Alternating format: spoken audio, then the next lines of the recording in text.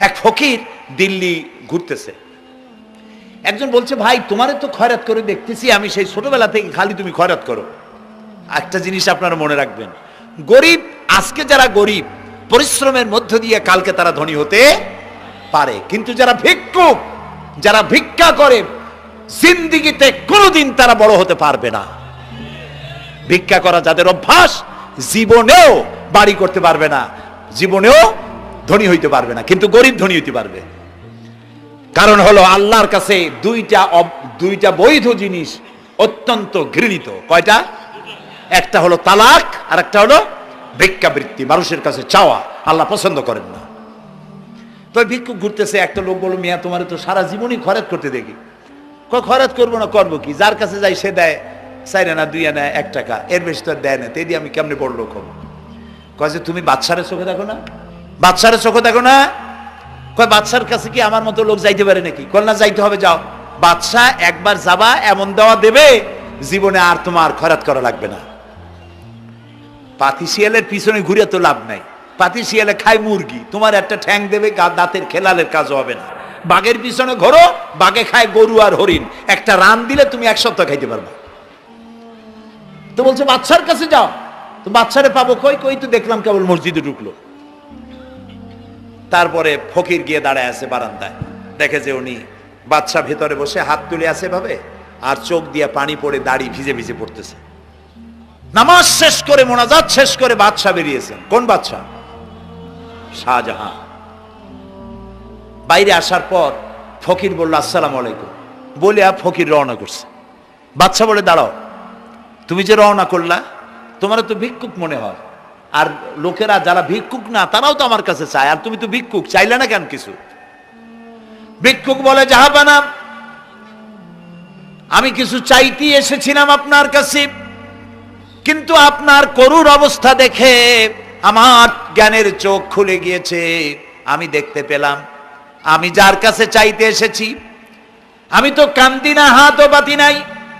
যার কাছে চাইতে আসলাম দিল্লির সম্রাট, আবার কোন সম্রাটের কাছে হাত পেতে ভিক্ষুকের মতো কি জানি চায়, আর চোখ দিয়া পানি পড়ে দাড়ি ভিজে ভিজে পড়ছে। আমার জ্ঞানের চোখ খুলে গেছে, দুনিয়ার বাদশার কাছে আর চাইবো না।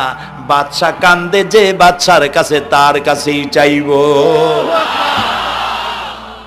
প্রিয় ভাই সব, এই জন্যে জিহেন সাফ করে ফেলুন। দুনিয়ার কোনো মানুষের জন্য, মানুষের কাছে নয়, কোনো কবরে নয়, কোনো কারো কাছে নয়, আল্লাহ তাআলার কাছেই আমরা নামাজের মধ্যে ঘোষণা করেছি, ইয়াকা না'বুদু ওয়া ইয়াকা নাস্তাঈন। আল্লাহ তাআলা, তোমার একমাত্র ইবাদত করি, তোমার কাছেই সাহায্য চাই। কাজেই সাহায্য আল্লাহর কাছে। কার কাছে চাইবো বলেন?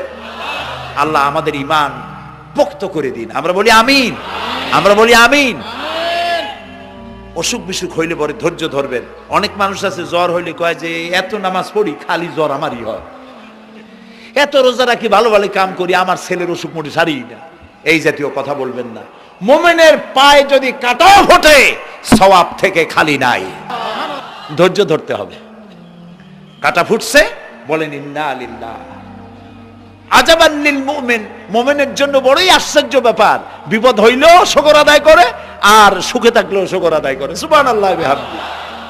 বিপদ আসলে সে বলে ইন্না লিল্লাহি, বলেন ইন্না লিল্লাহি ওয়া ইন্না ইলাইহি রাজিউন। আর যখন শান্তি আসে বলে আলহামদুলিল্লাহ। দুই অবস্থায় তার জন্য নিয়ামত আল্লাহর তরফ থেকে সে পায়, আলহামদুলিল্লাহ। প্রিয় ভাই সব, তো আল্লাহর উপর ঈমান আনার জন্য কয়টা শর্ত বলছি না? এই যে প্যাচ লেগে গেছে, কয় যে 3টা। আল্লাহর উপর ঈমান আনার জন্য শর্ত কয়টা? 4টা। 4টার বলছি কয়টা? 2টা। আরেকটা হচ্ছে আল্লাহর কুদরত, এ বিশ্বাস করা। আল্লাহর কুদরত মানে শক্তি। আল্লাহর কিছু বিশ্বাস করবেন, বলেন জোরে? শক্তি।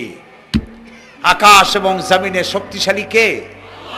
কিন্তু আমার দেশের জনগণ, কিছু কিছু রাজনীতিবিদরা বলে জনগণই নাকি সকল ক্ষমতার, সকল শক্তির উৎস।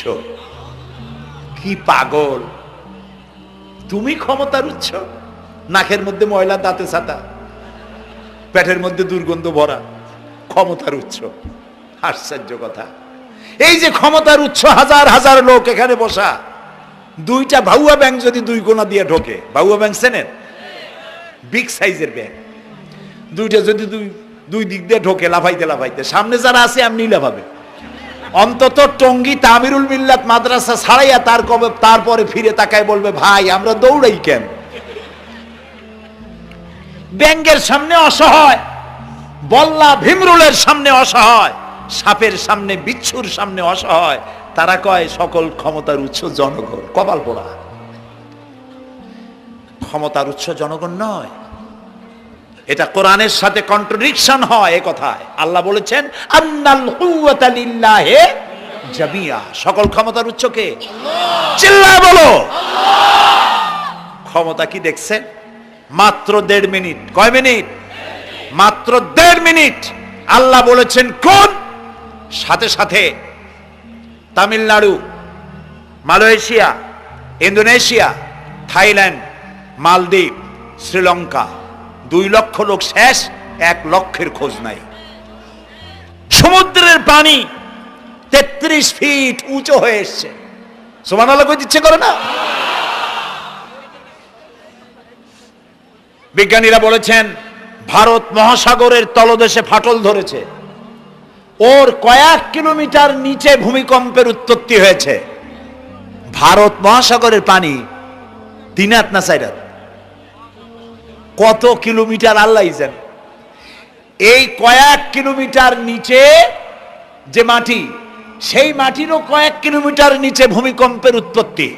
এখান থেকে ভূমির কম্পন হয়েছে, সেই ভূমিকম্পে সমস্ত মহাসাগরের মধ্যে, ভারত মহাসাগরের মধ্যে জলকম্পন শুরু হয়েছে।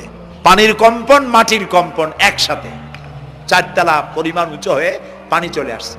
বাড়ি গাড়ি সব কিছু খড় কুটার ন্যায় সব উড়িয়ে দিয়েছে। এগুলোরে কপাল পোড়া নাস্তিক যেগুলি, তারা বলে প্রাকৃতিক দুর্যোগ।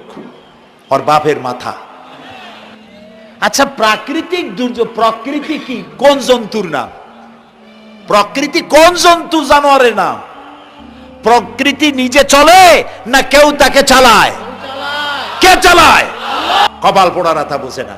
বিশ্ববিদ্যালয়ের শিক্ষক হয়েছে তো, আল্লাহ দিয়ে আসি কোথায়? তবে সব খারাপ না, ভালো আছে আলহামদুলিল্লাহ।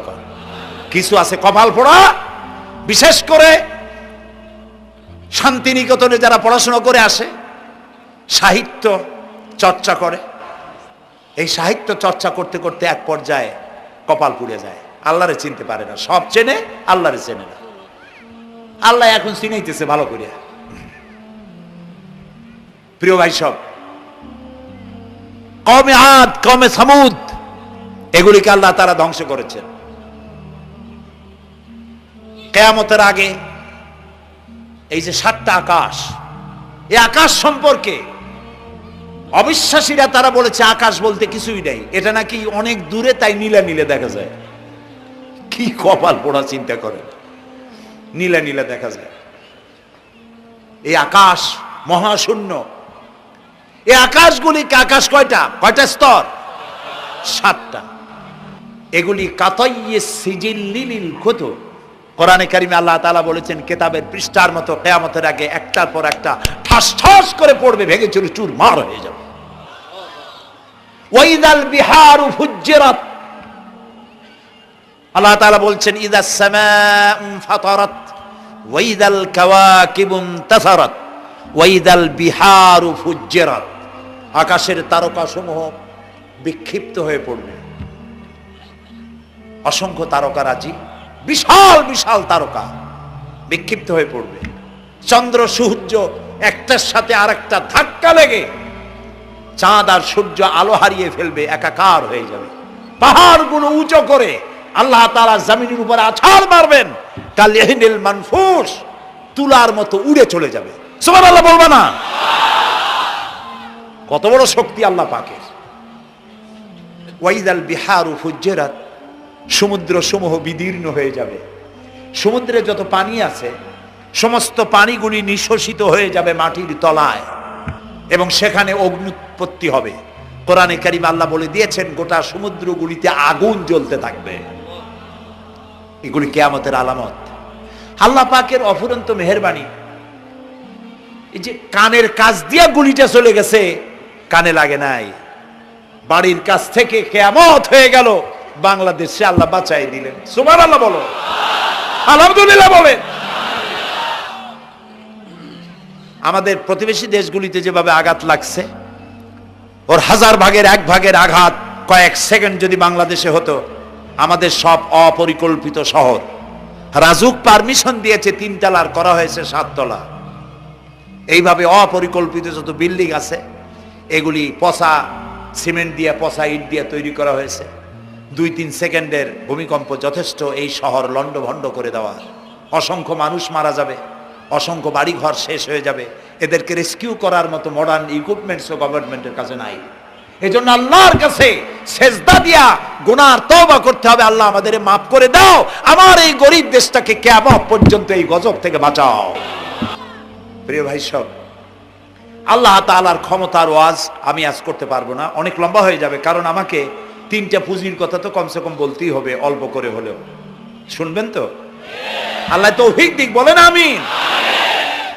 তো আল্লাহ তাআলার ক্ষমতায় বিশ্বাস করা, তার প্রচন্ড ক্ষমতা, যা খুশি তাই বলেন করতে পারেন। মরাকে জিন্দাকে মারতে পারেন, মরুভূমিতে ফুল ফুটাতে পারেন। সুবহানাল্লাহ, যা খুশি তাই করতে পারেন। এই শক্তি সহকারে আল্লাহকে বিশ্বাস করতে হবে। 4th নম্বরে আল্লাহর হুকুম এবং হাকাম, আদেশ নিষেধ। আমি আল্লাহরে বিশ্বাস করি, এই কথার কোনো দাম নাই যদি তার আদেশ না মানি, এই কথার কোনো দাম নাই যদি তার নিষেধকে আমি আমার জীবনে প্রত্যাহার না করে চলতে পারি। মুসলমান বলে দাবি করার কোনো মূল্য নাই। একদিকে নামাজ পড়ি, আর একদিকে ওজনে কম দেই, খাদ্যে ভেজাল দেই, বেপরদা করি, মিথ্যা কথা বলা হয়, ওজনে কম দেয়, খাদ্যে ভেজাল দেয়, জমিনের আইল ঠালে আমানতের খেয়ানত করে। আল্লাহর হুকুম মানা হলো না, রসুলের আদেশ মানা হলো না।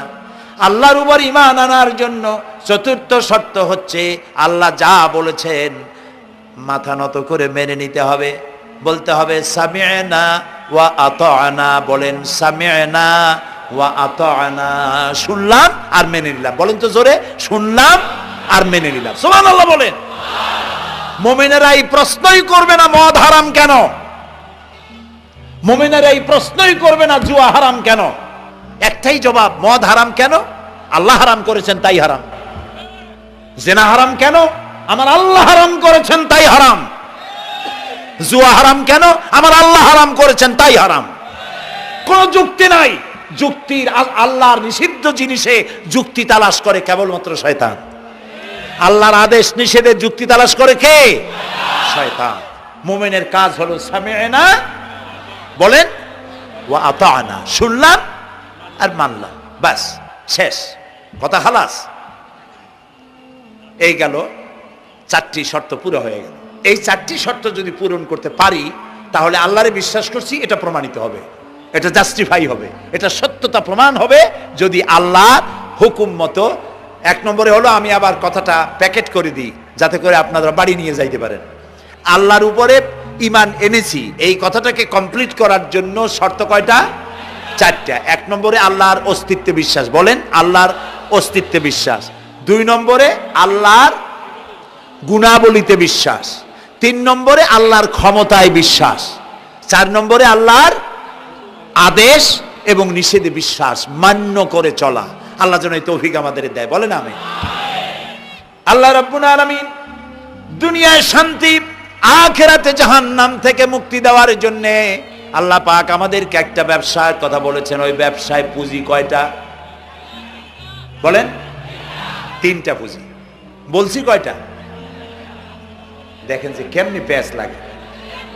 বলছি মাত্র একটা, সে একটা ডাল বার করছি 4টা। এবার আসেন মূল পয়েন্টে। এবার দ্বিতীয় পয়েন্ট, রসুলের প্রতি ঈমান। আমরা তো রসুলের প্রতি ঈমান আনছি কিনা বলেন?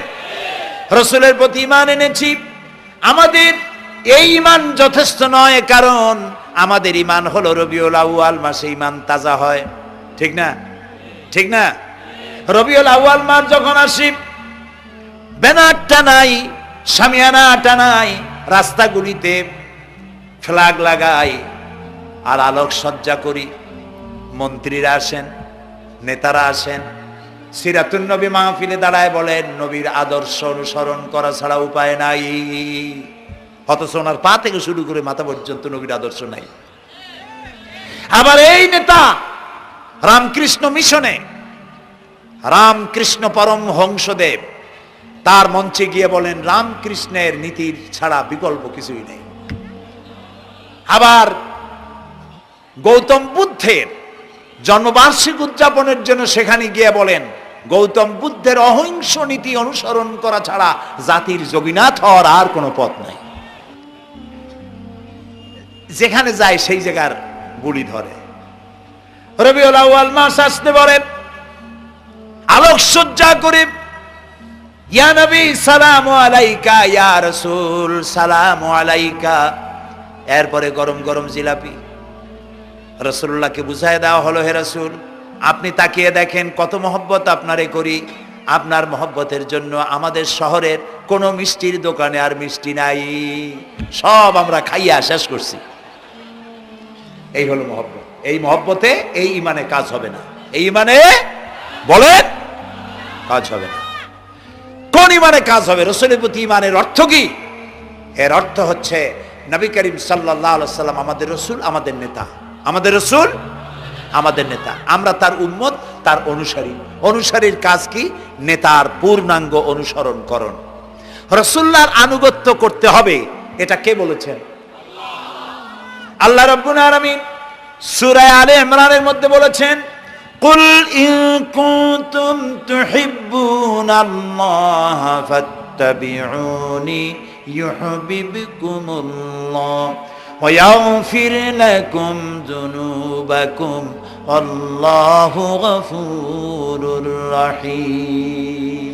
হে নবী আপনি বলুন, তোমরা যদি আল্লাহকে ভালোবাসো তাহলে তোমার কাজ হচ্ছে, তোমরা যদি আল্লাহকে ভালোবাসো তাহলে তোমরা আমার আনুগত্য করো, আমার অনুসরণ করো। কার? রাসূলের। বলেন কার? রাসূলের অনুসরণ যদি তোমরা করো, খেয়াল করে শুনতেছেন তো? আল্লাহ তাআলা বলছেন নবী আপনি বলেন তোমরা যদি আল্লাহকে ভালোবাসো, তোমাদের এই দাবি যদি সত্য হয় তাহলে আমার অনুসরণ করো, আমার আনুগত্য করো। আমার অনুসরণ, আমার আনুগত্য করলে পরে তোমাদেরকে আল্লাহ রাব্বুল আলামিন ভালোবাসবেন এবং তোমাদের তামাম জিন্দেগির সমস্ত গুনাহ খাতা আল্লাহ তাআলা মাফ করে দিবে। আমরা কি গুনাহ মাফ করাইতে চাই? বলেন চাই? আসুন রাসূলের আনুগত্য করুন। রাসূলের আনুগত্য কিরকম?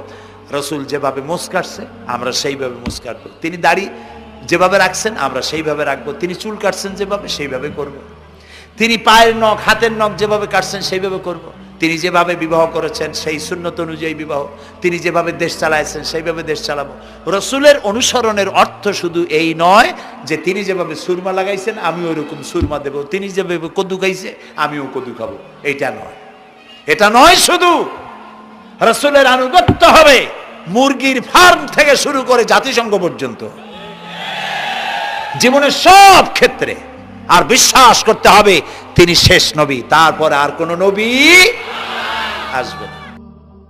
আল্লাহ রাব্বুল আলামিন সূরা আহজাবের মধ্যে বলেছেন মা কানা মুহাম্মাদুন আবা আহাদিম মির রিজালিকুম ওয়ালাকির রাসূলুল্লাহি ওয়া খাতামান নাবিয়্যিন। মুহাম্মদ সাল্লাল্লাহু আলাইহি ওয়াসাল্লাম তোমাদের কোন পুরুষদের পিতা নন, তিনি আল্লাহর রাসূল এবং তাকে দিয়ে নবুয়তের মিশনকে খতম করে দেওয়া, কমপ্লিট করে দেওয়া হয়েছে। আর কোন নবী, রাসূলুল্লাহ বলেছেন লা নবিয়্যা বাদি ওয়ালা রাসূল, আমার পরে আর কোন নবীও আসবে না, রাসূলও আসবে না। কথা বুঝে আসছে? আল্লাহর নবীর পরে আর কোন নবী হবে না।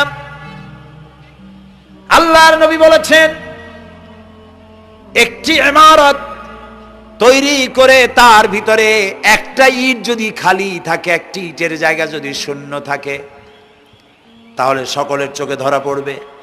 ওই ইটখানা দিলে পরে বিল্ডিংটা কমপ্লিট হয়ে যায়। নবুয়তের যে ইমারত আল্লাহ তৈরি করেছিলেন ওর ভিতরে একটা ইটের অভাব ছিল, আল্লাহ পাক আমাকে দিয়ে সেই শূন্য জায়গা পূরণ করে দিয়ে নবুয়তের মিশনকে কমপ্লিট করে দিয়েছেন। রাসূলুল্লাহ বলেছেন আমার পরে আর কেউ নবী হবে না। পৃথিবীর সব মুসলমানদের আকীদা মুহাম্মদ সাল্লাল্লাহু আলাইহি ওয়াসাল্লামের পরে যদি কেউ নবুয়তের দাবি করে সে কাফির, হাজার বার কাফের। তারা যারা তাকে যারা নবী মানবে তারাও। রাসূলুল্লাহ বলেছেন আমার পরে 30 জন মিথ্যেবাদী নবুয়তের দাবি করবে। তার মধ্যে একজন তো দাবি করছে রাসূলের জীবদ্দশায়, একটা ছিল মেয়ে লোক আর একটা ছিল পুরুষ। পুরুষটার নাম ছিল মুসাইলামা কাযযাব, নামই ছিল কাযযাব। কাযযাব মানে মিথ্যাবাদী। দেখছেন অবস্থা, নামই মিথ্যাবাদী।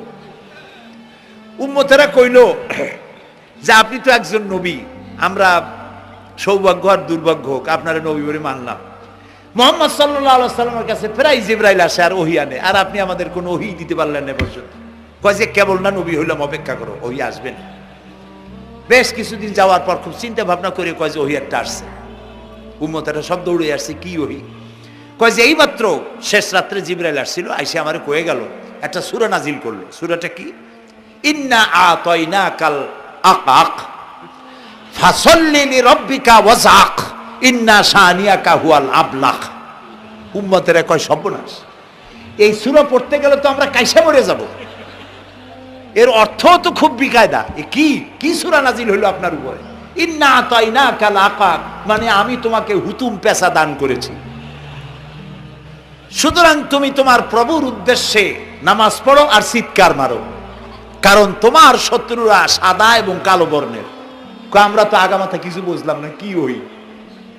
আচ্ছা ঠিক আছে, পয়গম্বর মুহাম্মদ সাল্লাল্লাহু আলাইহি সাল্লামকে তার উম্মতেরা নিয়ে যায় তাদের বাগানে, মাঝে মধ্যে নিয়ে যায়। নিলে পরে যে কুয়ায় পানি থাকে না, শূন্য কুয়া পানিতে ভরে যায়। যে গাছতলা দিয়ে তিনি হেঁটে যান, যে খেজুর গাছে খেজুর নাই সেই গাছতলা দিয়ে রাসূল হেঁটে গেলেন, গাছে ফল ধরে যায়। আপনি তো এরকম কিছু দেখাইতে পারেন না। তোমরা তো আমার নেও না, চলো না যাই। নিয়ে গেছে, যাইয়া দেখে যে কুয়ার পাড় দিয়ে যায়, যে কুয়ায় পানি থাকে তা থাকে না, শুকায় যায়। যে গাছ তলায় দিয়ে যায় ওই গাছে খোরমা থাকলে সাথে সাথে খরু ঝরে যায়। উম্মতের কয় কি একটা কপাল পড়ো নবী পাইলাম বাকি। আল্লাহ তারে শেষ করছে দুনিয়া থেকে, জাহান্নামে চলে গেছে।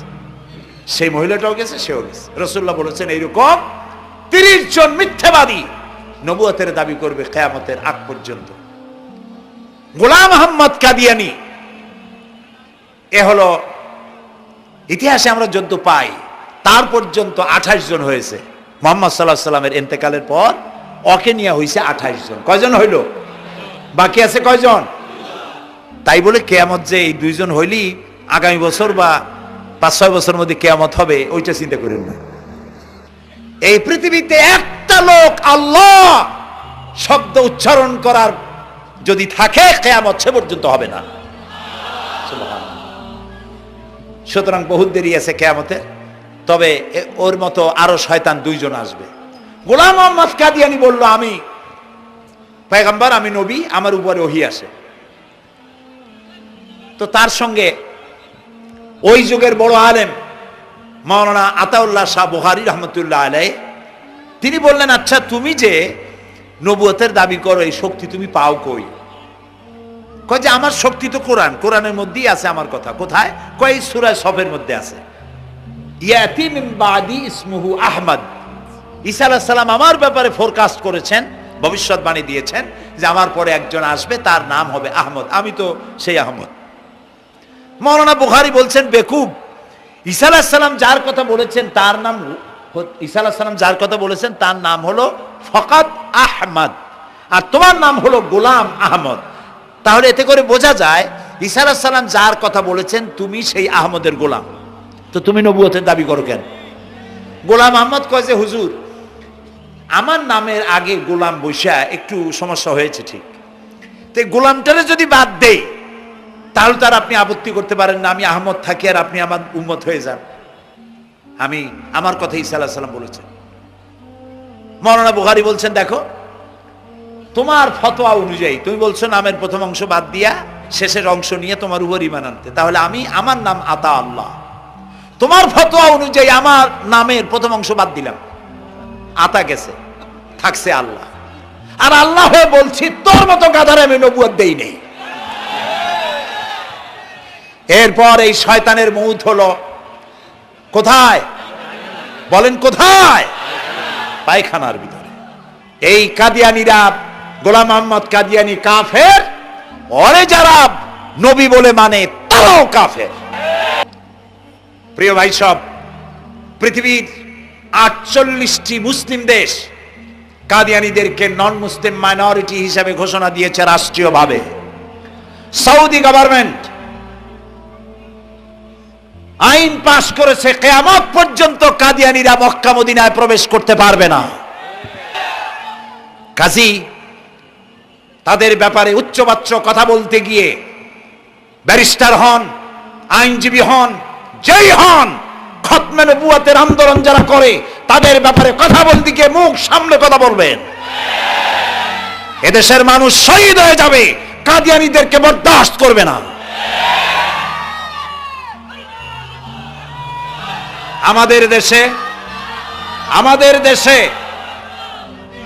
দেশে হিন্দু, থামুন, আমাদের দেশে হিন্দু, খ্রিস্টান, বৌদ্ধ আমাদের দেশের নাগরিক অধিকার ভোগ করে না? আমাদের সমান নাগরিক অধিকার তারা ভোগ করে। কাদিয়ানীরাও হিন্দু খ্রিস্টানদের মতো নন মুসলিম মাইনরিটি হিসেবে এদেশে বসবাস করে নাগরিক সুবিধা ভোগ করবেন, কোনো অসুবিধা নাই।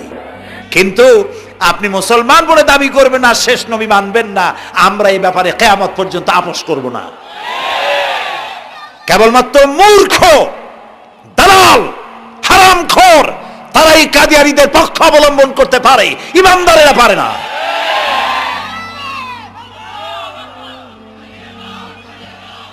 কাদিয়ানীরা যে সব মসজিদ তৈরি করে, এগুলি মসজিদ নয়, এগুলি উপাসনালয়। হিন্দুদের মন্দিরকে যেভাবে আমরা সম্মান করি, ওদের উপাসনালয়কেও সম্মান করি। কিন্তু কাদিয়ানীরা যতদিন মুসলমান নামের পরিচয় দিতে থাকবেন, আমরা আমাদের অধিকার আদায়ের জন্য সুশৃঙ্খল ভাবে গণতান্ত্রিক পদ্ধতিতে আমরা এই অধিকার আদায়ের চেষ্টা করব। খতম নবুয়তের আন্দোলন কোনো রাজনৈতিক আন্দোলন নয়, এটি আমাদের ইমানের আন্দোলন।